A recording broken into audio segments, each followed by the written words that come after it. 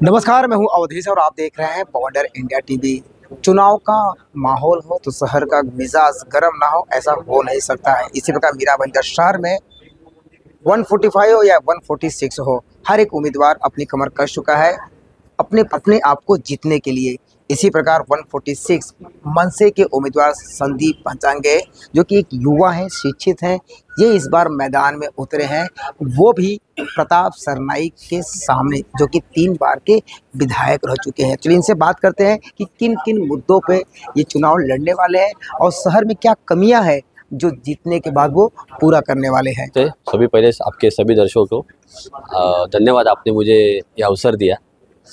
देखिए, ये जो मतदार संघ है 146, इसमें पिछले 3 टर्म से मतलब 15 सालों से एक ही उम्मीदवार चुन के आ रहे हैं। लोगों ने इनके ऊपर बहुत विश्वास दिखाया है, आज तक दिखाया है। लेकिन क्या मैं लोगों से पूछना चाहूँगा आपके माध्यम से, पड़ रहा है क्या, तो क्यों पड़ रहा है? अगर यही समस्या 15 साल पहले भी थी तो फिर इन्होंने क्या किया है? उल्टा मैं तो कहना चाहूँगा कि किसी भी आमदार को, किसी भी एमएलए को 15, 20, 2 टर्म आने के बाद खड़े रहते वक्त ये सोचना चाहिए खुद को कि मैं क्यों खड़ा रह रहा हूँ, मैंने इतने सालों में कुछ किया है क्या? अगर मैं ये सब करने में नाकामयाब हूँ तो मैं खड़ा ही क्यों रह रहा हूँ? वो तो कहते हैं कि मैंने विकास किया है, जो वचन दिया है मैंने पूरा किया है, और आप कह रहे हैं विकास ही नहीं किया है। वही तो बवंडर है, उनका विकास ही बवंडर है।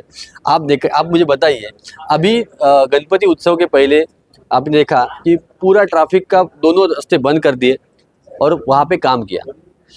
आज आप वहाँ जाके, मेरी आपसे दरख्वास्त है कि आप प्लीज़ वहाँ जाके एक लाइव कीजिए, एक न्यूज़ गुजर बनाइए कि वो सड़क ठीक से है क्या, वो सड़क अच्छी बनी है क्या, उसके लिए पैसा कितना खर्च हुआ है। वो बोलते हैं कि मैंने हज़ारों करोड़ का निधि लाया है। आप एक बार है ना 1000 करोड़ रुपीज़ है ना एक ऐसे रूम में रख के देखिए, कितनी बड़ी राशि है, कितनी बड़ी अमाउंट होती है। और इतना निधि मिलने के बाद भी अगर ये यहाँ पे कुछ भी सुधार नहीं है तो आपको लगता है कि इन्होंने विकास किया है? तो आपको क्या लगता है कि क्या क्या शहर में होनी चाहिए थी वो शहर में नहीं है? देखिए, ऐसी कोई समस्या नहीं है जिसके ऊपर हल नहीं है, लेकिन इनकी करने की कोई इच्छा शक्ति नहीं है। इनको क्या करना है मैं बोलता हूँ आपको। ये जो काम किए हैं इन्होंने, आप अगर इनका इन्वेस्टिगेशन करोगे तो आपको जरूर समझ में आएगा कि इन्होंने पूरा काम ना करके भी बिल्स निकाले हुए हैं। ये सब कमीशन के लिए काम करते हैं। मैं इनका बहुत सालों से इनको देख रहा हूँ। जितने भी इन्होंने बताया है, जो उन्होंने जाहिरनामा वचननामा दिया है, वचन दिले पूर्ण के लिए, आप वो उस जगह पे जाके एक बार देख लीजिए। मेरी आपसे दरख्वास्त है कि आप एक बार उधर जाके अभी वहाँ पे क्या सिचुएशन है इसका एक वीडियो कीजिए। आपको समझ में आ जाएगा कि सब खाली प्रस्तावित है, खाली सब नियोजित है, असल में कुछ है नहीं किया। दूसरा सवाल ये है कि आप जीत के आने के बाद किन किन विषयों पे ज़्यादा ध्यान देंगे और आपकी रणनीति क्या रहेगी? 3 चीज़ें हैं जो मुझे सबसे पहली ये विधानसभा में करनी है। वो है, पहली है वो अच्छी सड़कें बनानी है।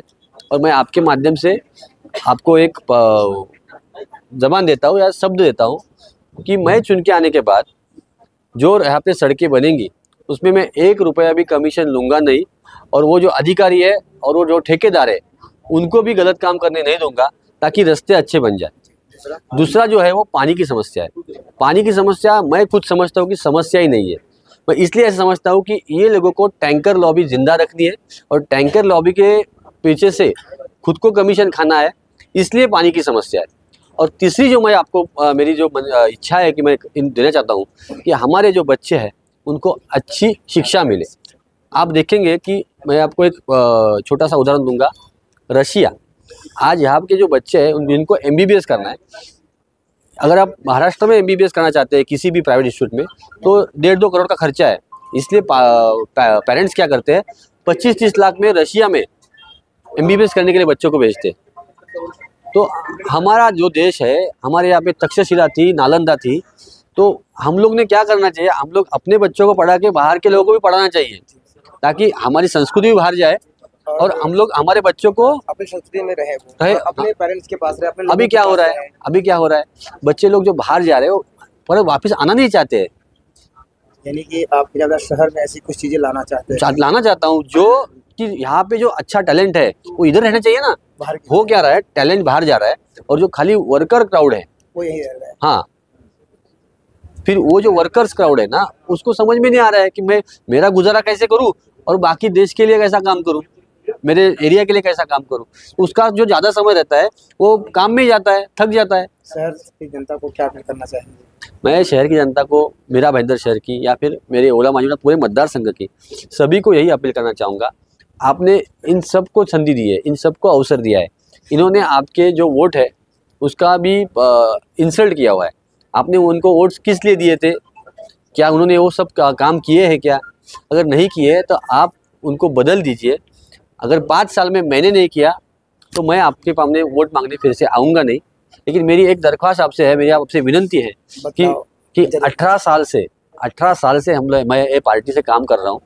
मैं बीएससी कंप्यूटर साइंस किया हूँ सोमया कॉलेज में, उसके बाद मैंने विप्रो इन्फोटेक में 1 साल नौकरी भी की थी। लेकिन समाज सेवा करनी है तो पॉलिटिक्स में आना पड़ता है, करना पड़ता है हाँ शहर के लिए। हाँ। तो हमें जो करना है, मैं आज मेरी उम्र 38 साल है, मुझे जो करना है, जो अगर आप जल्दी मुझे दोगे तो मैं कुछ ज़्यादा कर पाऊँगा। और मेरी जो यही आपसे दरख्वास्त है, मेरी विनती है कि इन सबको आपने आज तक जो दिया है इसके बदले में आपको क्या मिला है? अगर आपको नहीं मिला है तो आप प्लीज़ एक बार इंजन पे बटन दबा दीजिए और हमें अवसर दीजिए।